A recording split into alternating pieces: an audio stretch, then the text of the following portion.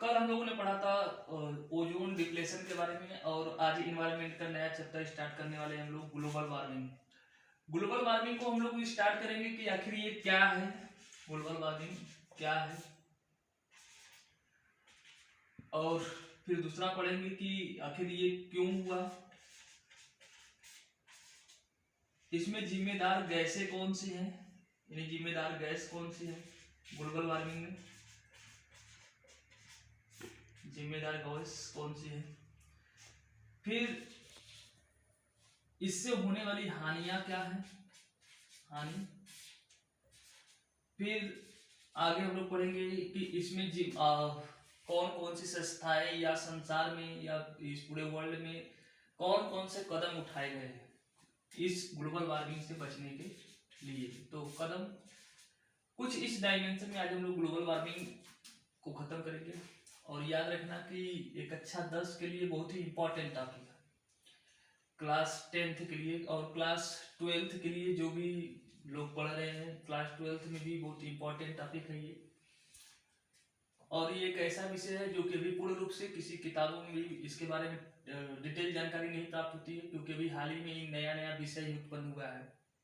Global warming बहुत ज़्यादा पुराना नहीं है, लेकिन है फिर भी। तो आखिर हम लोग शुरू करते हैं ग्लोबल वार्मिंग। हिंदी में इसे कहते हैं वैश्विक तापन, हिंदी में इसे कहते हैं वैश्विक तापन। ग्लोबल मतलब होता है वैश्विक और वार्मिंग मतलब होता है तापन। तो आखिर होता क्या है ये, इसके बारे में हम लोग समझते हैं। तो पृथ्वी का जो वायुमंडल है ये एक प्रकार से वायु को रोकने का कार्य, प्रकाश के जो टेम्परेचर होते हैं उसको रोकने का कार्य करता है। जो पृथ्वी का वायुमंडल है होता कुछ यूं है कि जैसे अगर मान लो कि सूर्य का प्रकाश है, सूर्य है, इसकी प्रकाश जब पृथ्वी पर आती है तो वो शार्ट वेव के रूप में आती है। शार्ट वेव्स का मतलब होता है कि छोटी छोटी तरंग के रूप में आती है, छोटे छोटे तरंग के रूप में आती है। लेकिन वो पृथ्वी की सतह से जब टकराती है, पृथ्वी से टकराने के बाद वो दीर्घ तरंग दैर्घ्य के रूप में परिवर्तित हो जाती है, दीर्घ तरंग दैर्घ्य के रूप में परिवर्तित हो जाती है। तो ये याद रखना कि पृथ्वी पे जो सूर्य की प्रकाश आती है वो सूक्ष्म तरंग दैर्घ्य के रूप में आती है, लेकिन पृथ्वी की सतह से जैसे टकराती है वो दीर्घ तरंग दैर्घ्य में परिवर्तित हो जाती है। और दीर्घ तरंग दैर्घ्य में जब परिवर्तित होती है तो वो पृथ्वी के तापमान को बढ़ा देती है।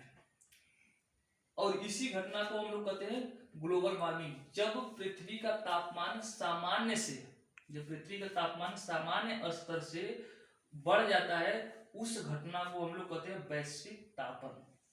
उसे क्या कहते हैं? वैश्विक तापन। और इस वैश्विक तापन में हमने कहा कि सूक्ष्म तरंग दैर्घ्य का दीर्घ तरंग दैर्घ्य में परिवर्तित होने से ही ग्लोबल वार्मिंग होता है। तो ये सवाल उठता है कि क्या वैश्विक तापन नहीं होना चाहिए? तो वैश्विक तापन भी जरूरी है। अगर पृथ्वी पर वैश्विक तापन न होता तो पृथ्वी पर जीवन होना संभव है। अब ये कैसे मैं कह रहा हूं, क्योंकि अगर पृथ्वी पर वैश्विक तापन नहीं होता, मान लो कि अगर पृथ्वी के जैसे जो वायुमंडल है, ये जो पृथ्वी के चारों ओर वायुमंडल मिलता है, ये सूर्य के प्रकाश जब आती है सूक्ष्म तरंग दैर्घ्य के रूप में और पृथ्वी की सतह से टकराती है, पृथ्वी की सतह से टकराने के बाद जब वो फिर से रिफ्लेक्ट होती है सतह से टकराने के बाद, तो वायुमंडल में उपस्थित वायु के कण उन दीर्घ तरंग दैर्घ्य को रोकती है, जैसे पृथ्वी का तापमान बढ़ा रहता है। अगर वायुमंडल नहीं होता तो दिन के तापमान पृथ्वी का तो 40-42 जो डिग्री सेल्सियस होता है वो तो होता है, 42-43 जो भी होता, लेकिन जैसे ही रात होती है और प्रकाश यहाँ से चला जाता तो पृथ्वी का तापमान हो जाता -18 डिग्री सेल्सियस। ये एग्जाम में पूछा गया था 2019 के पीसीएस एग्जाम में, कि अगर 2020 में आया था, 2020 के पीसीएस एग्जाम में, कि अगर पृथ्वी पर से CO2 गैस समाप्त कर दिया है तो पृथ्वी का तापमान कितना हो जाएगा? तो पृथ्वी का तापमान -18 डिग्री सेल्सियस। और -18 डिग्री सेल्सियस पे जीवन यापन करना बहुत ही कठिन है। तो अब इसमें कौन कौन सी गैसें हैं जो कि जिसे हम लोग ग्लोबल वार्मिंग गैस कहते हैं? तो क्या है ये समझ में आया कि पृथ्वी का तापमान समान स्तर से बढ़ जाना ही ग्लोबल वार्मिंग कहलाता है। और क्यों है, तो इसके लिए पता चला कि ग्लोबल वार्मिंग इसलिए है क्योंकि पृथ्वी पर उपस्थित जो इसका वायुमंडल है दीर्घ तरंग दैर्ध्य को रोकता है, वो रोक कर पृथ्वी के तापमान को बनाए रखता है।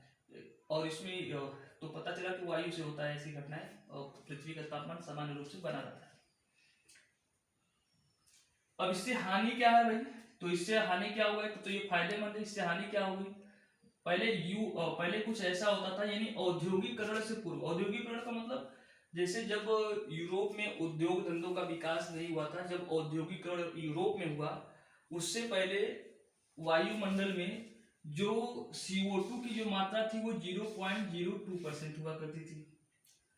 जैसे पूरे वायु में है ना, गणना की जाती है कि 78% नाइट्रोजन है, 78% नाइट्रोजन है, 21% ऑक्सीजन है, 0.4% आर्गन है, और 0.02% औद्योगिकरण से पूर्व, मतलब जब औद्योगिकरण नहीं हुआ था तब CO2 की मात्रा 0.02% हुआ करती थी। तब होता क्या था कि प्रकाश आती थी पृथ्वी की सतह पर, सूक्ष्म तरंग इधर और टकराती थी, टकराने के बाद वापस वायुमंडल में चली जाती थी। जब रात के 9 या 10 बजते थे तो पृथ्वी का तापमान जो बढ़ा होता था वो सामान्य स्तर पे आ जाती थी, तब कोई समस्या नहीं थी। फिर बाद में क्या हुआ कि बाद में यानी औद्योगिकरण के बाद जो CO2 की मात्रा 0.02% थी, अब इसकी मात्रा बढ़कर हो गई है 0.03%। फिर इसमें जो सूक्ष्म तरंगे आती है पृथ्वी की सतह से टकराती है, पृथ्वी से टकराने के बाद जब वो फिर से वायुमंडल में वापस जाना चाहती है तो अब CO2 की मात्रा बढ़ चुकी होती है। इस वायुमंडल में CO2 की मात्रा बढ़ जाने से जो दीर्घ तरंगे जब वापस जाती थी तो कुछ ही कणों से टकराती थी, कुछ ही CO2 के कणों से टकराती थी। अब पहले ये कुछ से टकराती थी, रात के 9-10 बजते थे तो वापस चली जाती थी, लेकिन अब अधिक मोलिक्यूल्स से टकराने के कारण अब रात के उनको पूरी तरीके से वायुमंडल से हमारी पृथ्वी की सतह से तापमान को जाने में रात के बज जाते हैं 1 से 2 हो जाता है। रात के जैसे ही 1 या 2 बजे तक, इसका मतलब पृथ्वी का तापमान तब तक बढ़ा रहता है, रात के 1 बजे से 2 बजे तक। इसमें ये समझ में आया कि अभी इसके लिए जिम्मेदार सबसे अधिक कौन सी गैस है, CO2। अब सिर्फ CO2 गैस नहीं है, इसमें कुल कई गैसें हैं, इनमें सबसे महत्वपूर्ण गैस तो एक है CO2, फिर और है कौन, carbon monoxide, methane, ethane, PFC मतलब परफ्लोरोकार्बन, और O3 ओजोन भी इसमें जिम्मेदार है। और पूछा जाए कि सबसे अधिक मात्रात्मक रूप से कौन जिम्मेदार है, तो होता है H2O मतलब जलवाष्प की मात्रा सबसे अधिक है मात्रात्मक रूप से। अगर पूछा जाए तो गुणात्मक रूप से तो CO2 सबसे नंबर 1 पे है। ये सब कुछ गैसें हैं जो कि इन काम को सबसे आगे बढ़ाते हैं। ये बात और याद रखना, इन्हीं गैसों को, जो गैसें ग्लोबल वार्मिंग को बढ़ाती है, इन्हीं गैसों को कहते हैं ग्रीन हाउस गैस। इन्हें क्या कहते हैं, ग्रीन हाउस गैस। जो गैस पृथ्वी के तापमान को बढ़ाने में सहायक है उन गैसों को कहा जाता है ग्रीन हाउस गैस। इन्हें ग्रीन हाउस गैस क्यों कहा जाता है भाई, तो देखा गया कि इंग्लैंड में जब जाएंगे तो ब्रिटेन में, वहां पर साल के अधिकतर महीनों में ठंडी पड़ती है, विंटर सीजन रहता है। और विंटर सीजन में वहां पर जब कोई अपना खेती करता है तो खेती करने के लिए अपने खेत, जैसे मान लो ये खेत है, इस खेत के चारों तरफ वो लोग ग्रीन कलर का शीशे का मकान बनाते थे, ग्रीन कलर का शीशे का मकान बनाते थे। वो ग्रीन कलर का शीशे का मकान बनाने से ये होता था कि जो ग्रीन कलर का प्रकाश होता है और उसमें एक बार प्रकाश जब इंटर कर जाती है, प्रवेश कर जाती है, तो इसके अंदर का तापमान बराबर बना रहता है। और वो ग्रीन कलर का क्यों बनाते हैं, तो क्योंकि ग्रीन कलर के प्रकाश में पेड़ पौधे अपना भोजन नहीं बनाते हैं। ये याद रखना एक बात, तो कि एग्जाम में ये भी कई बार पूछे गए कंपटीशन एग्जाम में कि ऐसा कौन सा प्रकाश है या प्रकाश में ऐसी कौन सी रंग है जिसमें पेड़ पौधे अपना भोजन नहीं बनाती हैं, तो वो है ग्रीन हरे रंग के प्रकाश में पेड़ पौधे अपना भोजन नहीं बनाते हैं। तो अब फिर बाद में देखा गया कि जो काम ये ग्रीन कलर का शीशे का जो बना मकान है, ग्रीन कलर के शीशे का मकान, यानी कि उसके अंदर के तापमान को बनाए रखता है, वही काम वायुमंडल में तो कौन कर रहा है? ये गैसें कर रही हैं, ये गैसें कर रही हैं। तो इस यहाँ पर इसे ग्रीन हाउस गैस कहा जाता था, और वही काम ये गैसें कर रही हैं। तो बाद में ब्रिटेन में इन गैसों को नाम दे दिया गया green house gas. Green house gas की तरह ये काम कर रहे थे, इसलिए इन गैसों का नाम दे दिया गया ग्रीन हाउस गैस कहा गया। तो क्या है ये पता चला, क्यों हुआ वो पता चला, जिम्मेदार गैस कौन है ये। अब चौथा आता है हानि। इनसे हानियां क्या होती है? ग्लोबल वार्मिंग अगर मान लो हो गया तो इससे हानि क्या हो सकती है? तो देखना, ये जो हमारा पृथ्वी है, ये पृथ्वी हमारी है, इस पृथ्वी पर जो जल है उस जल का अधिकतर भाग महासागरों में है, ओशियंस में है, ये तो ठीक है। लेकिन फिर जो सबसे बड़ा भाग अगर पानी कहीं है तो वो किस रूप में है? इन पोल्स पर यानी नॉर्थ पोल और साउथ पोल यानी उत्तरी ध्रुव और दक्षिणी ध्रुव पर ये बर्फ के रूप में जमा है। और जानते हो कि जब भी तापमान बढ़ता है तो बर्फ पिघलना शुरू कर देता है। सबसे अधिक मैंने बताया कि बर्फ जो पानी जो है महासागरों का दूसरे स्तर पे जो है वो कहां पर है? ध्रुवों पर जमा है। अब जब पृथ्वी का तापमान बढ़ेगा तो ये जो ध्रुवों पे जो जल है बर्फ के रूप में जमा है, तापमान बढ़ने के कारण ये पिघलना शुरू हो जाएंगे। ये पिघलना शुरू हो जाएंगे तो जो 7 कॉन्टिनेंट्स है, ये जो 7 कॉन्टिनेंट्स है, ऐसे ही बस बना रहे हैं समझने के लिए, जो 7 कॉन्टिनेंट्स है अपना इंडिया यहाँ पर है और इधर ऑस्ट्रेलिया है, ये 7 महाद्वीप है। तो इन ध्रुवों पर बर्फ के पिघलने के कारण समुद्र का जल स्तर बढ़ जाएगा। समुद्रों का जल स्तर बढ़ने से जो भी महाद्वीप का हिस्सा जो भी जलमग्न नहीं है, जल स्तर बढ़ने से समुद्र का पानी बढ़ने से महासागरों में ये धीरे धीरे ये सब जो भूमि होंगी, मुख्य भूमि होंगी, वो डूबना शुरू हो जाएंगे। ये डूबने से कई देश जैसे अंडमान निकोबार हुआ, श्रीलंका भारत के पास है वो, मालदीव, अफ्रीका के कई देश जैसे मेडागास्कर, और बगल में एक और देश है जैसे मॉरिशस, सेशल्स, और साउथ अमेरिका, नॉर्थ अमेरिका से नीचे जो देश है जैसे कि जिसे नार्वे नहीं वो क्या बोलते हैं, क्यूबा, वेस्ट इंडीज के कई कुछ जो छोटे छोटे आइलैंड है वो सब, ये सब के सभी से धरती पर से समाप्त हो जाएंगे, अर्थात जलमग्न हो जाएंगे, सब डूब जाएंगे।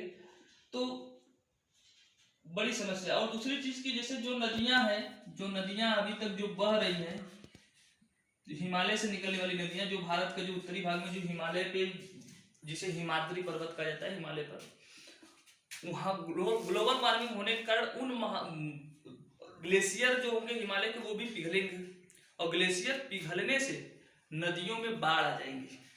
कुछ तो इंडिया का जो दक्षिण वाला भाग है ये तो अधिकतर भाग डूब कर मरेंगे बहुत से लोग, और जो उसके बाद जो कुछ बचे होंगे वो इंडिया का उत्तरी भाग जो है हिमालय पर्वत से जो नदियां निकलने वाली होंगी, इन नदियों में बड़े पैमाने पर बाढ़ आ जाएंगे। ये जो हिमालय है, इधर हिमालय ऊपर का हिस्सा है, ये जो ग्लेशियर है, ग्लेशियर पिघलने से जो नदियां हैं इन नदियों में बाढ़ आ जाएंगी, तो बहुत से लोग बाढ़ से भी मरेंगे। इसी तरीके से जैसे एंडीज पर्वत है, साउथ अमेरिका में सबसे बड़ा जो पर्वत है एंडीज पर्वत है, रॉकी है जो दूसरे नंबर का सबसे बड़ी पर्वत है, तीसरा हिमालय है जो दुनिया का तीसरा सबसे बड़ा पर्वत है, यूरोप में आल्पस है, फिर अफ्रीका में एटलस है। तो इन सब पे पानी बर्फ के रूप में जमा है, पहाड़ी अधिक ऊंचाई होने के कारण, ऊंचाई पे जाने के बाद तापमान बढ़ जाता है, इसलिए पानी बर्फ के रूप में जमा है, सब के सब पिघलने शुरू हो जाएंगे। और पिघलने के बाद फिर उसके बाद महासागरों में टेम्परेचर बढ़ने के कारण जल का तापीय विस्तार होता है, मतलब पिघलेंगे जल का स्तर वो तो बढ़ेगा ठीक, और साथ ही तापमान बढ़ने के कारण जो समुद्र का जल है उसका भी तो विस्तार होगा तापमान के कारण, जिससे समुद्र का तापमान और समुद्र का जो स्तर है और ऊंचा हो जाएगा। तो इस दुनिया के अधिकतर देश महासागरों में विलुप्त हो जाएंगे, महासागरों में लीन हो जाएंगे। फिर उसके बाद बरसात होगा। अब बरसात होगी तो बहुत अधिक बरसात होगी, जिससे बरसात होने के बाद मच्छर नए नए जन्म लेंगे। मच्छर जन्म लेंगे तो इसका मतलब है कि मलेरिया या तरह तरह की अन्य बीमारियां भी उत्पन्न होंगी। मतलब एक तरीके से तबाही ही तबाही मचेगी। ये सब हानियां हैं, हानियां बहुत सी होंगी। फिर उसके बाद इसके लिए कदम कौन कौन से उठाए गए हैं। ग्लोबल वार्मिंग से अच्छा याद रखना कि अगर कोई पूछे कि ग्लोबल वार्मिंग से सब हानि ही हानि है तो कोई फायदा है, तो याद रखना ग्लोबल वार्मिंग से एक फायदा है। ग्लोबल वार्मिंग की मैंने बताया किसकी मात्रा बढ़ जाती है, CO2 की। और याद करो कि जब भी फोटोसिंथेसिस की प्रक्रिया पड़े और प्रकाश संश्लेषण की क्रिया, तो प्रकाश संश्लेषण में पेड़ पौधे अपना भोजन किस गैस से बनाते हैं, CO2 गैस से। और ग्लोबल वार्मिंग किस गैस से बढ़ी है, CO2 से। और ग्लोबल वार्मिंग में क्या होगा, तापमान बढ़ जाएगा। इसका मतलब है कि एक पेड़ जो होगा, एक जो पेड़ होगा, इस पेड़ से अगर मान लो कि 100 किलो आम उत्पादन होते थे, तो अब इससे 100 किलो की जगह 120 किलो उत्पादन होने लगेगी। यानी कि पेड़ों की उत्पादकता क्या होगी, बढ़ जाएगी। अब ये कहोगे सर जी तब तो खाने के लिए कमी नहीं होगा, खाने के लिए नहीं तो जहां पर पेड़ होंगे, जो पेड़ जीवित रहेंगे, उन पेड़ों की उत्पादकता बढ़ जाएगी। लेकिन अधिकतर पेड़ तो समाप्त हो जाएंगे ग्लोबल वार्मिंग के कारण, अधिकतर पेड़ समाप्त हो जाएंगे, तो हानिकारक है। लेकिन हाँ, पर पेड़ के हिसाब से देखा जाए, पर प्लांट के हिसाब से देखा जाए तो उत्पादकता बढ़ेगी ग्लोबल वार्मिंग की। एक तो ये है। तो हमने ग्लोबल वार्मिंग पूरा पढ़ लिया, इसके प्रभाव पढ़ लिया। अब हम लोग पढ़ेंगे इसके उपाय कि अभी तक क्या क्या उपाय किए गए हैं। तो इसके लिए उपाय किए गए हैं कि सबसे पहली बार 1972 में यानी 1972 में 5 जून 1972 को दुनिया के सभी देशों को एक मंच पर बुलाया गया। 1972 में दुनिया के सभी देशों को एक दूसरे मंच पर बुलाया गया कि भाई अब एक जगह उपस्थित हो और फिर ये जो समस्या उत्पन्न हुई ग्लोबल वार्मिंग, इस पर विचार विमर्श किया जाए। और ये जो बुलाया गया था वो स्वीडन की राजधानी स्टॉकहोम में बुलाया गया था 1972 में। स्टॉकहोम स्वीडन की राजधानी है ये, स्वीडन ये यूरोप का देश है, स्वीडन। स्टॉकहोम में बुलाया गया 1972 में, और लोगों से आपस में विचार विमर्श करने के लिए बुलाया गया।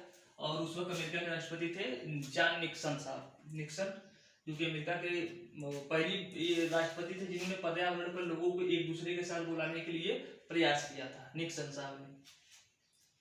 इस दिन को इसीलिए 5 जून को क्या मनाया जाता है, पर्यावरण दिवस। स्टॉकहोम सम्मेलन जो है 1972 में हुआ था 5 जून को, इसलिए इस दिवस को पर्यावरण दिवस के रूप में मनाया जाता है। ये प्रथम ऐसा प्रयास किया गया था विश्व के देशों के द्वारा, इसलिए इस डेट को मनाया गया था पर्यावरण दिवस के रूप में। लेकिन एक बात याद रखना कि 1972 में हुआ था, लेकिन ये 5 जून को पर्यावरण दिवस मनाना शुरू किया गया था 1974 से। इसे भी एग्जामों में कई बार पूछा गया है कि प्रथम बार पर्यावरण दिवस कब मनाया गया था, तो लोगों को याद रहता है कि 5 जून को हुआ था 1972 में, इसलिए 1972 मनाया गया था। लेकिन याद रखना चाहिए कि 2 साल बाद पर्यावरण दिवस की शुरुआत की गई थी। फिर उसके बाद यहाँ पर लोगों को बुलाया गया और लोगों से कस्में वादे किए गए कि भाई अब हम लोग अपने देश में CO2 का उत्पादन कम करेंगे। लेकिन सभी लोग जैसा कि एक बार उपस्थित हुए थे, लोगों ने बड़े बड़े वादे किए, लेकिन किसी ने भी अपने वादों को पूरा नहीं किया। फिर उसके बाद जो सबसे बड़ा सम्मेलन हुआ वो 1992 में हुआ। ये जो सम्मेलन हुआ था वो रियो डी जेनेरियो में हुआ था, रियो डी जेनेरियो। ये ब्राजीलिया की राजधानी है, ब्राजीलिया की उस वक्त राजधानी थी, आज नहीं, अब तो ब्राजीलियन हो गई, तो उसकी राजधानी चेंज हो गई है। अब उस वक्त राजधानी हुआ करती थी 1992 में, और ये 22 अप्रैल को हुआ था। ये सम्मेलन हुआ था 22 अप्रैल 1992 को। और यहाँ पर अब ये पहला बार ऐसा मंच था कि जिसमें पृथ्वी के पूरे मतलब शक्तिशाली देश उपस्थित थे। इस वक्त जब हुआ था तो उस वक्त रसिया उपस्थित वहां पे नहीं था, रूस नहीं था इस सम्मेलन में। क्यों नहीं था, क्योंकि अमेरिका और रूस में इस वर्चस्व की लड़ाई के लिए शीतकालीन युद्ध चल रहे थे 1948 से 1991 तक, जब 1991 में रसिया का विघटन हो गया, यानी रसिया मतलब उस वक्त रसिया जो था वो कई देशों का समूह था। 1991 में रसिया से 15 देश टूटकर अलग हो गए। अब रसिया कमजोर हो गया था और रसिया ने भी मान लिया था कि अब दुनिया के चौधरी बनने को कौन तैयार था, कि अमेरिका है। अमेरिका को चौधरी मान लिया गया और रसिया ने मान लिया कि भाई ये अमेरिका ही चौधरी है। इसलिए इस पहला ऐसा सम्मेलन था जिसमें रसिया भी उपस्थित हुआ था। इसके पहले रसिया उपस्थित नहीं था, इसलिए इसे पृथ्वी सम्मेलन के भी नाम से जाना जाता है। रियो डी जेनेरियो को किस नाम से, अन्य नाम से किस नाम से जाना जाता है? पृथ्वी सम्मेलन के नाम से, पृथ्वी दिवस के नाम से नहीं, पृथ्वी सम्मेलन के नाम से जाना जाता है इसे। तो पूछा जाए कि पृथ्वी सम्मेलन कब हुआ था, तो ये हुआ था 1992 में। और इसमें तीन सबसे महत्वपूर्ण बातें हुई थी। एक तो बात की गई कि भाई कन्वेंशन ऑफ बायोडाइवर्सिटी, CBD जिसे कहते हैं, कन्वेंशन ऑफ बायोडाइवर्सिटी, यानी कि जैव विविधता पर एक कन्वेंशन किया गया था। जैव विविधता का मतलब होता है संसार में बहुत से जगहों पर जो जीवों की हानि हो रही है उससे कैसे निपटा जाए, तो CBD हुआ था, उसे कहते हैं कन्वेंशन ऑन बायोडाइवर्सिटी, जैव विविधता पर हानि। और एक सम्मेलन था जिसे कहते हैं UNFCCC। एक चीज मैंने छोड़ दिया कि ये जो सम्मेलन बुलाया था 1972 और 92 में, ये संयुक्त राष्ट्र ने बुलाया था। संयुक्त राष्ट्र मतलब अंतर्राष्ट्रीय लेवल पे विश्व का जो सबसे बड़ा संस्था है उसका नाम है संयुक्त राष्ट्र संघ, जिसे साथ में कहते हैं UN। तो UN के अंडर में हो रहा था, इसलिए इसका नाम रखा गया था UNCBD, मतलब United nation convention on biodiversity. इसका नाम है United nation framework on conventional climate change, UNFCCC। एक संस्था बनाएगी, ये जलवायु से संबंधित था। जलवायु यानी कि वैश्विक तापमान से संबंधित था। कन्वेंशनल क्लाइमेट जलवायु संबंधित है, जलवायु से संबंधित था।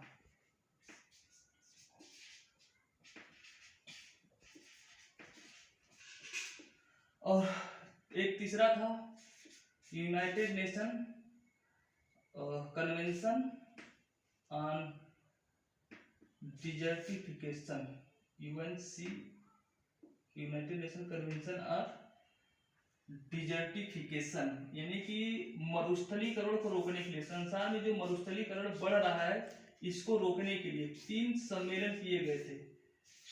मरुस्थलीकरण को रोकने के लिए UNCCD था, United nation convention on combined desertification, UNCCD, United nation convention on combined desertification. ये जो डिजर्टिफिकेशन वाला था ये बाध्यकारी था। बाध्यकारी का मतलब इसमें जो भी देश वादा करेंगे उन देशों को अपने वादे निभाने होंगे। अगर उन्होंने अपना पूरा नहीं किया तो फिर उसके बाद उनके ऊपर कई प्रकार के जुर्माने लगाए जाएंगे। ये दोनों बाध्यकारी नहीं थे, बाध्यकारी सिर्फ UNCCD था, यानी कन्वेंशन ऑन डिजर्टिफिकेशन थे। फिर उसके बाद ये 3 सम्मेलन हुए और ये सम्मेलन पहला वाला शुरू हुआ डिजर्टिफिकेशन UNFCCC ये लागू हुआ 1995 से लागू हुआ। तब से प्रत्येक वर्ष UNFCCC की बैठकें चलती आ रही है। अभी 2021 में ये सम्मेलन, ये बैठक होने वाली है। ये बैठक होगी ब्रिटेन में। कहाँ होगी? ब्रिटेन या इंग्लैंड में ये बैठक होगी 2021 में। तो UNFCCC की बैठक होगी, डिजर्टिफिकेशन और UNCCD की नहीं, वो किसकी बैठक होगी? UNFCCC की, यानी जलवायु परिवर्तन पे जो सम्मेलन होगा 2021 में। और ये सम्मेलन कब था? ये सम्मेलन है 26 नवंबर का। इस बार की उम्मीद चांसेस ज्यादा है कि वनडे एग्जामों में ये पूछे कि जो 26वां जलवायु परिवर्तन पे सम्मेलन होगा वो कहाँ होगा, तो वो ब्रिटेन में होगी। फिर उसके बाद ये 1992 में हुआ। फिर सबसे बड़ा जो मामला हुआ वो 2015 में हुआ था फ्रांस के पेरिस में हुआ था, जिसे पेरिस समझौता कहते हैं। इस वक्त अमेरिका के राष्ट्रपति थे बराक ओबामा साहब।